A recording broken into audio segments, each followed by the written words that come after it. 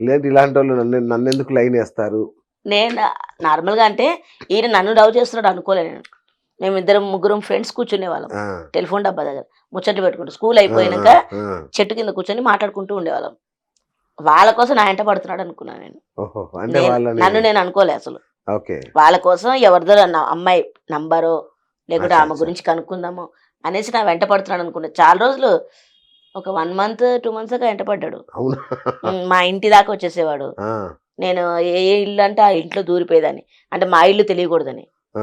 పక్క ఇంట్లో ఎదిరింట్లో అట్లా. ఎందుకు హెల్ప్ చేయడానికి కదా, రా అబ్బాయి ఏంటి ఏం కావాలి? నేను భయపడేదాన్ని. అచ్చా అచ్చా అచ్చా, నాకు ఓకే. అసలు అట్లాంటిది తెలియదు. ఆ, ఎవరి కోసమో నా ఇంట ఎందుకు పడుతున్నాడు ఆ అమ్మాయి ఈ అమ్మాయి ఎవరు. నేను వీళ్ళకి చెప్పేదాన్ని, ఇతను డైలీ నా ఇంట వస్తున్నాడు, వీళ్ళు ఎవరినో లవ్ చేస్తున్నట్టున్నాడు అది ఇదని. ఆ, తర్వాత ఒకసారి పిలిచి అడిగేదా, ఎందుకు వెంట పడుతున్నావు, ఎవరమ్మాయి, ఎవరో కాదు నువ్వే అని చెప్పిండు. అప్పుడు ఆ, నేనా, ఆ.